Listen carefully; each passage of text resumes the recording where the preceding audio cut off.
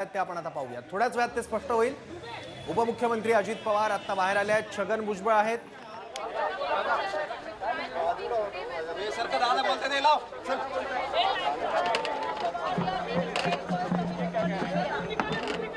साहेबांच्या उपस्थितीमध्ये प्रांताध्यक्षांनी सर्व विधान परिषदेचे विधानसभेचे आमदार,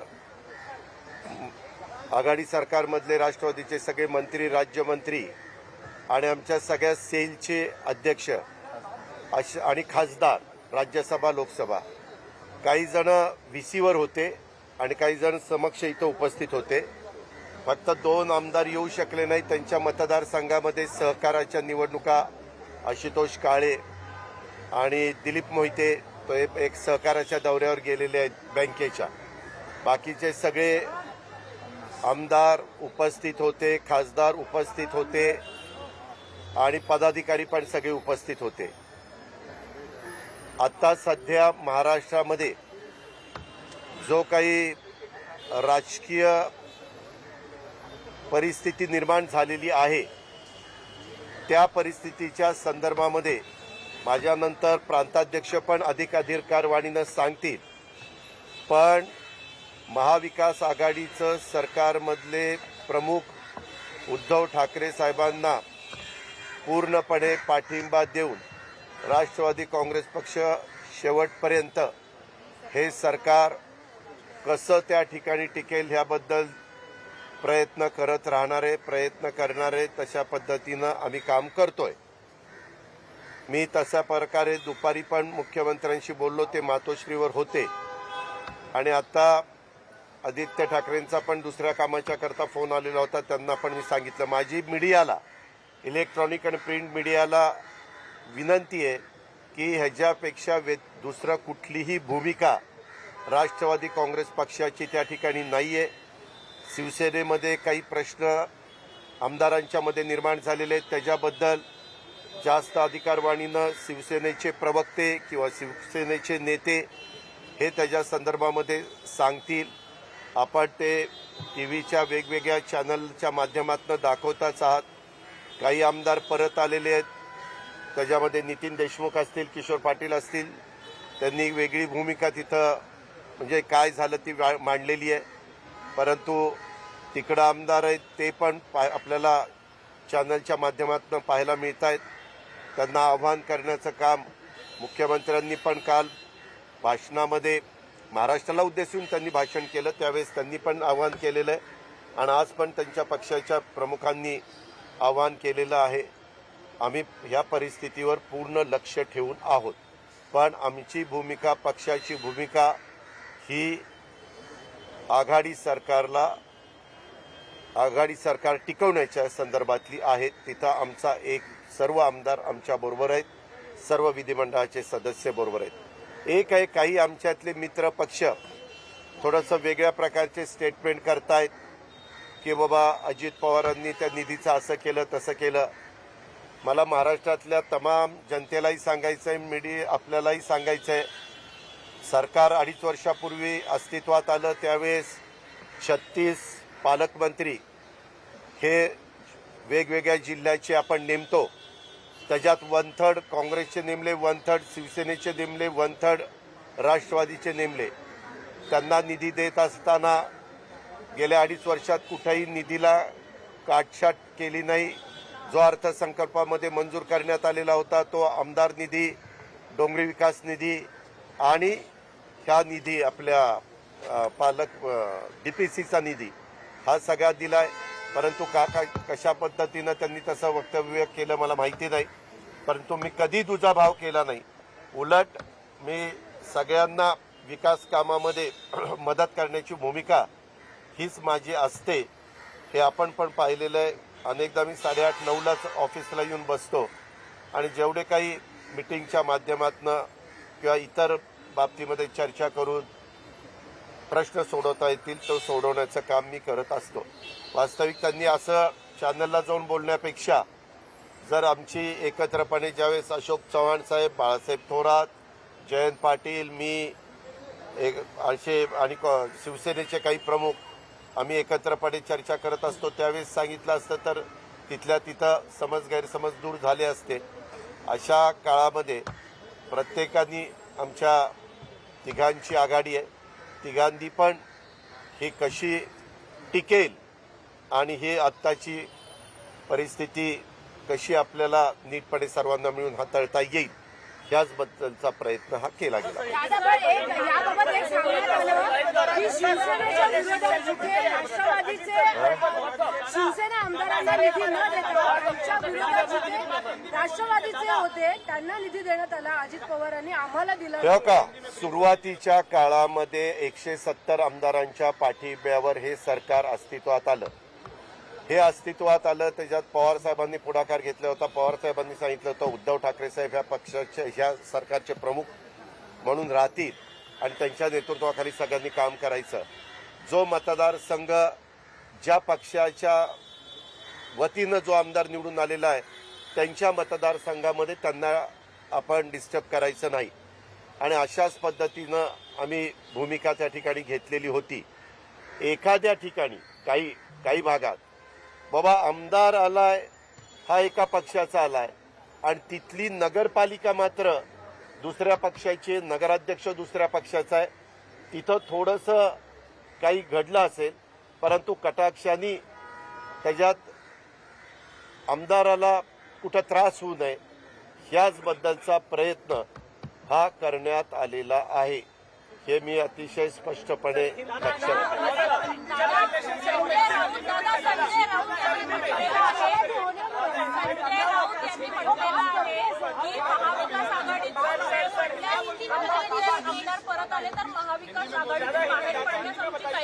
हो का, आम्ही त्या वक्तव्याकडे असं बघतो. त्यांचं वक्तव्य मी पण मीडियामध्ये पाहिलेलं आहे. त्यांच्या नेतृत्वाखाली त्या पक्षाच्या आम्ही सरकारमध्ये गेलेलो आहे.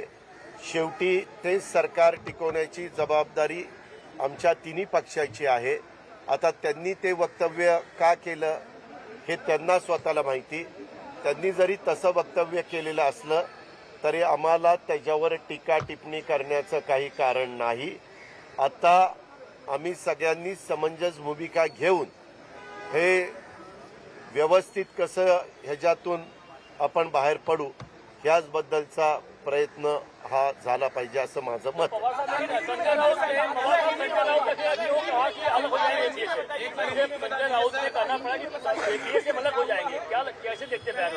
संजय राउत जी ने क्या बताया?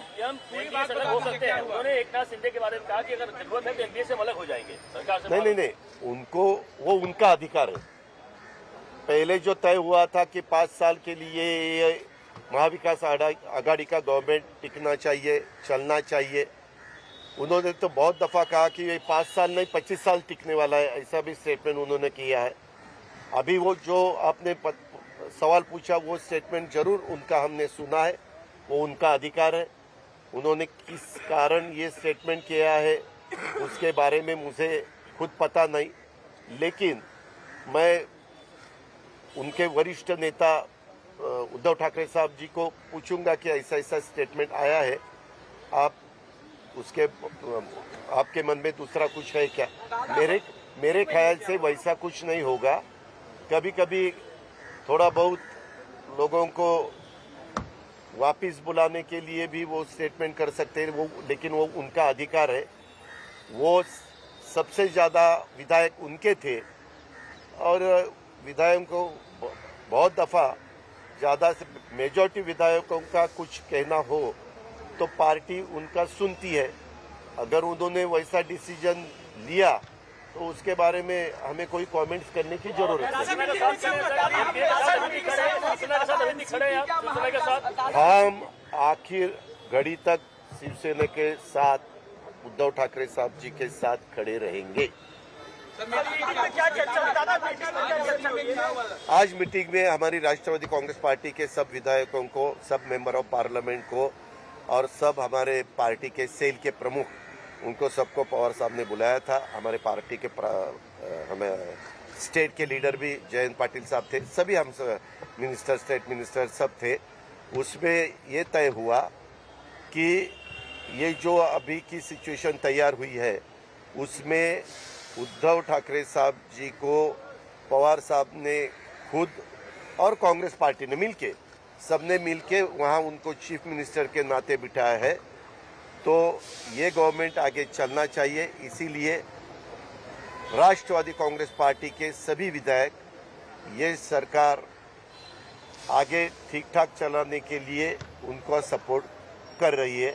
उसमें कहीं भी हम पीछे हटने वाले नहीं। दादा, जो क्राइसिस चल रही है शिवसेना के भीतर, जिस तरीके से एकनाथ शिंदे जी भी आपके सहयोगी मंत्रिमंडल में हैं और आप तमाम सारे लोगों के साथ वहाँ हैं, उनको किस तरीके से आप कहेंगे और सरकार भी ना करें? नहीं, वो तो अधिकार, अगर एनसीपी में कुछ क्राइसिस हुए तो एनसीपी ने खुद देखना चाहिए, उनके लीडरों ने देखना चाहिए। उन्होंने सब मिलके एक परिवार के नाते एक दूसरे के साथ बात करके जो भी रास्ता आगे ठीक लगेगा वो करना चाहिए। इसमें क्या हुआ है, वो पार्टी अंतर्गत उनका मामला है, तो उसके बारे में पार्टी के जो भी चीफ है, जो भी बाकी लीडर है, वही डिसीजन लेंगे। हम उद्धव ठाकरे साहब के पीछे अभी है। सर, क्या आप मानते हैं कि इस बगावत के पीछे बीजेपी का रोल है? अभी तक तो वैसा दिखाई नहीं दिया। लेकिन पवार साहब, एक आरोप बहुत बड़ा लग रहा है जो एकनाथ शिंदे ग्रुप की तरफ से कि एनसीपी और कांग्रेस बड़ी होती जा रही है, यानी एनसीपी बहुत बड़ी हो रही है, शिवसेना कमजोर हो रही है।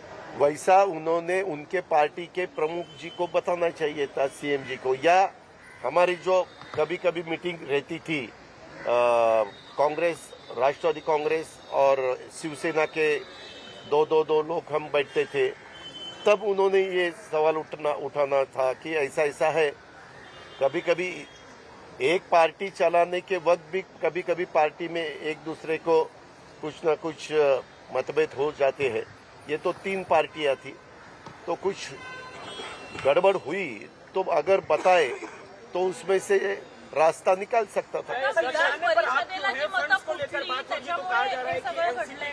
जो वित्त मंत्री थे फंड्स नहीं दे रहे थे, उधर के शिवसेना के लोग भी कह रहे हैं, कांग्रेस के मुखिया नाना पटोले भी कह रहे हैं कि फंड्स का डिस्ट्रीब्यूशन। आपको मीडिया सबको मालूम है, जो भी बजट हम पेश करते हैं हर साल, मैंने तीसरा मेरा बजट था, वो पूरा बजट कैबिनेट के सामने जाता है। कैबिनेट सब वो देखती है और उसके बाद कैबिनेट उसको बोलती है कि ये मंजूर है, और फिर असेंबली में जाता है, और काउंसिल में भी और असेंबली भी, दोनों भी जग जाता है, और वहाँ मेजॉरिटी से वो मंजूर हो जाता है। और फिर हर एक डिपार्टमेंट का जो फंड है वो मेरे हाथ में नहीं रहता। ट्राइबल का फंड ट्राइबल के मिनिस्टर के पास चला जाता है हर महीने। उसका साल का पूरा उनका बजट समझो 15,000 करोड़ है, तो 15,000 करोड़ के हिसाब से हर महीने 1,000-1,200 करोड़ 1,000-1,200 करोड़ ऐसे उनके पास पैसा चला जाता है, और वो उनके जो भी काम है वो काम उसमें से कर देते हैं। इसीलिए वो मैं रुकवा नहीं सकता। ये सामाजिक न्याय का फंड हो या अलग इरिगेशन डिपार्टमेंट हो, पीडब्ल्यूडी डिपार्टमेंट हो, यूडी डिपार्टमेंट हो, हर एक डिपार्टमेंट का फंड्स उनके हाथ में चला जाता है। फिर वो कैसा देने का वो अधिकार तो मिनिस्टर का है। और डीपीसी का वो जो फंड है वो गार्डियन मिनिस्टर के पास चला जाता है। गार्डियन मिनिस्टर, वहाँ के कलेक्टर और बाकी के मेंबर ऐसे सब बैठकर उसके बारे में डिसीजन। एक बहुत बड़ा मुद्दा जो है हिंदुत्व के मुद्दे को लेकर, क्योंकि एकनाथ शिंदे कह रहे हैं कि हिंदुत्व के मुद्दे पे एनसीपी कांग्रेस साथ नहीं आ सकती। क्या हिंदुत्व को सपोर्ट करते हैं आप लोग? नहीं, हमने जो भी ये गवर्नमेंट हमारा तैयार हुआ उसमें जो क्या है, कांग्रेस और बैठकर उसके बारे में डिस्कस। एक बहुत बड़ा मुद्दा जो है हिंदुत्व के मुद्दे को लेकर, क्योंकि एकनाथ शिंदे कह रहे हैं कि हिंदुत्व के मुद्दे पे एनसीपी कांग्रेस साथ नहीं आ सकती। क्या हिंदुत्व को सपोर्ट करते हैं आप लोग? नहीं, हमने जो भी ये गवर्नमेंट हमारा तैयार हुआ उसमें जो क्या है, कांग्रेस और एनसीपी ये सेक्युलर का विचार करने वाली पार्टियां हैं, और शिवसेना का आपको पता है। लेकिन हमने ये तय किया कि जो इशू पूरे अपने स्टेट के डेवलपमेंट के हिसाब से ठीक है, उसमें ज़्यादा ध्यान देके वही इशू आगे चलाने के। और ऐसा 2.5 साल हमने काम किया और जो भी उनको कुछ लगता था वो उनके पार्टी के प्लेटफॉर्म के ऊपर उनका स्टेटमेंट निकलता था। दादा हे सगळं जे काही घडलंय दादा शिवसेना में ये तुरंत तो क्रिएट नहीं हुआ होगा, तो क्या पार्टी चीज को कहीं न कहीं संज्ञान में नहीं थे या उनको पता नहीं थी चीजें कि इतना गैप होते जा रहा है? उनका कहना है मुख्यमंत्री नहीं मिल रहे थे, उनके मुख्यमंत्री के दरवाजे पर मुख्यमंत्री कार्यालय में नहीं आ रहे। ये देखो 2.5 साल हो गया, उसमें से 2 साल तो करीबन कोरोना ही था, लेकिन तो भी गवर्नमेंट चालू था। बीच बीच में पूरे कंट्री में सबसे अच्छे चीफ मिनिस्टर कौन है, तो उसमें पहले 5 में उद्धव जी का नाम हमेशा आता था, सबने देखा है। यानी वो तो पॉप्युलर थे ही थे। दादा मला सगळं सांगाल, ज्या पद्धतीने हे बंड केलं, म्हणजे आपण बघितलं विधान परिषदेची निवडणूक संपली त्या रात्रीच ते निघून गेले, ह्या सगळ्याच्या पाठी आपल्याला वाटतं का की कुठेतरी भाजपचा हात आहे किंवा काय असं झालं कशामुळे हे बंड झालंय? त्यांना भेटतायत, विशेषतः ज्या हॉटेलमध्ये आहेत भाजप शासित राज्य आहे घेताना पण त्यांनीच विमानाचं अरेंजमेंट केलं, ते सगळा प्रवास हो का? अरेंजमेंट केला असं समोर येतंय. आत्ताच्या घडीला कुठलाही भाजपचा मोठा नेता किंवा मोठा चेहरा तिथं येऊन काही करतोय अजून आत्ता तरी दिसत नाही। ही वस्तुस्थिती आहे। मोठा नेता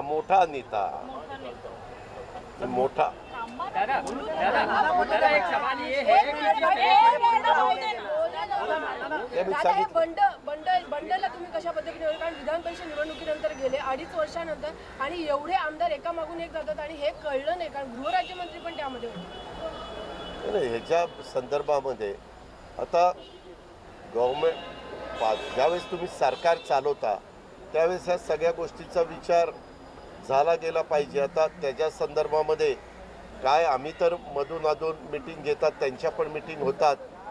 आता तो त्यांचा पार्टी अंतर्गतला प्रश्न आहे। स्वतः शिवसेना प्रमुखांनी आणि त्यांच्या बाकीच्या सहकाऱ्यांनी याबद्दलचा विचार केला असेल। आम्ही त्याच्याबद्दल काही स्टेटमेंट, कारण ते आमचे सहकारी आहेत, आमचे मित्र आहेत, मित्रपक्ष आहे, त्याच्यामुळे आम्हाला त्याच्या संदर्भात बोलायचं नाही। आम्हाला एवढंच वाटतं की ते पार्टी हे सगळेजण उद्धव ठाकरे साहेबांच्या नेतृत्वाखाली विजयी झालेले आहेत। भांड्याला भांडं आपण मराठीत म्हणतो लागतं आणि त्याच्यातनं आवाज येतो, परंतु त्याच्यात इतकं टोकापर्यंत सहसा कोणी जाण्याचा प्रयत्न करू नये। आता तिकडं गेलेले लोक किती खरंच स्वखुशीने गेलेत आणि किती बळजबरीने गेले, हाही एक संशोधनाचा किंवा विचार करण्याचा भाग आहे। कारण जे दोघं आले ते म्हणतात की अजून काही लोकांना तिथनं यायचं आहे आणि त्यांच्या मतदारसंघामधले आजही तसं बघितलं तर शिवसैनिक सगळीकडचे शांत आहेत।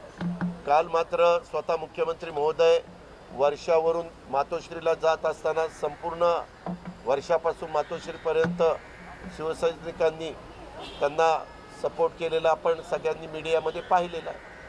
आणि आजपर्यंत मी आपल्याला सांगतो, शिवसेनेमध्ये ज्या वेळेस अशा प्रकारचं बंड झालं त्यावेळेस नेते एका बाजूला गेले, शिवसैनिक त्यांच्या मागं गेले नाही।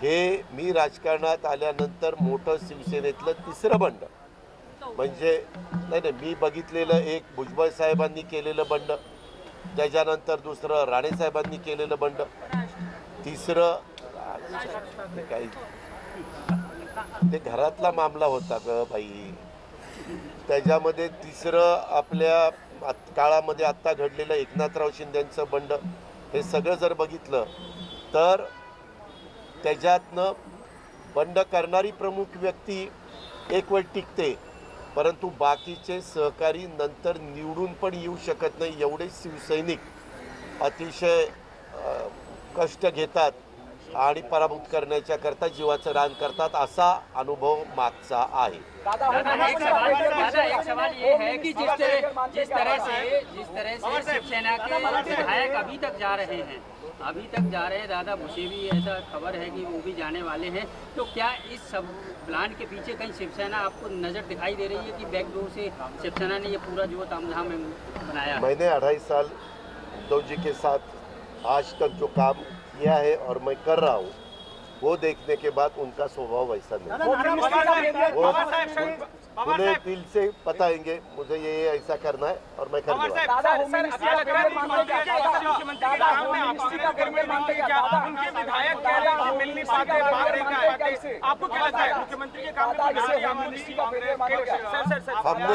हमने एक देखा, मुख्यमंत्री देश में पहले 5 स्टेट के मुख्यमंत्री में उनका नंबर आता था और वो तो कैबिनेट भी लेते थे, डेवलपमेंट के काम भी चालू थे, सब कुछ चालू था ना। उसमें क्या, ये हर एक का काम करने का तरीका अलग अलग रहता है।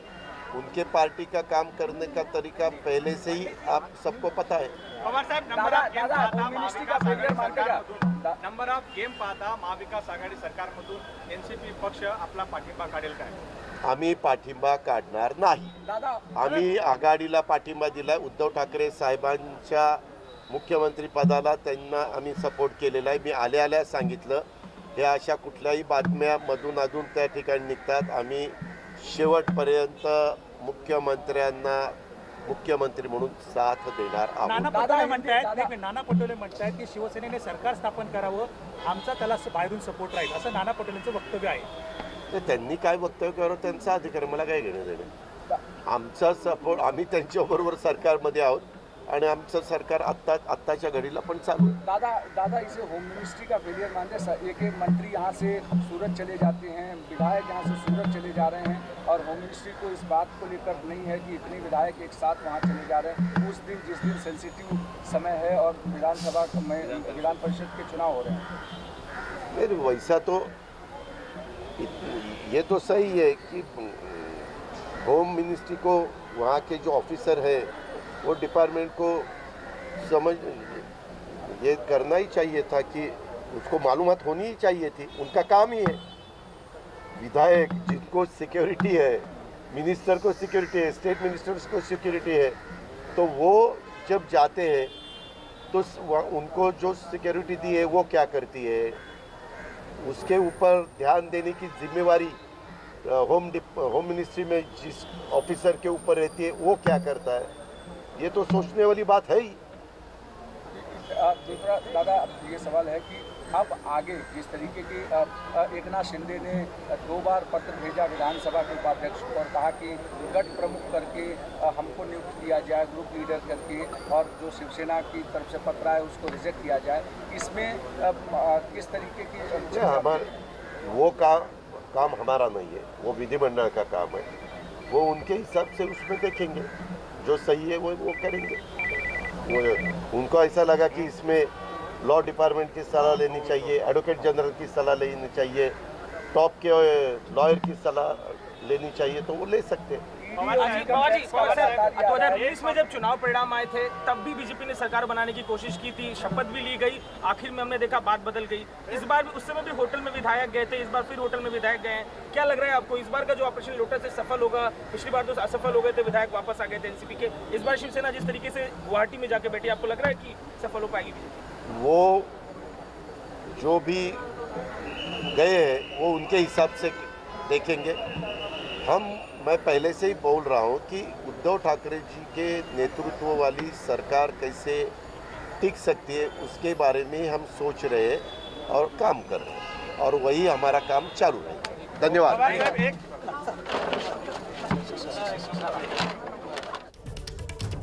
अजित पवार यांची ही पत्रकार परिषद होती। मुख्यमंत्र्यांना राष्ट्रवादीचा पाठिंबा असल्याचं अजित पवार यांनी म्हटलं। महाविकास आघाडी सरकार आहे तोपर्यंत उद्धव ठाकरे यांना पूर्णपणे पाठिंबा देऊ, सरकार टिकवण्यासाठी आम्ही प्रयत्न करत राहू असं अजित पवार यांनी म्हटलं।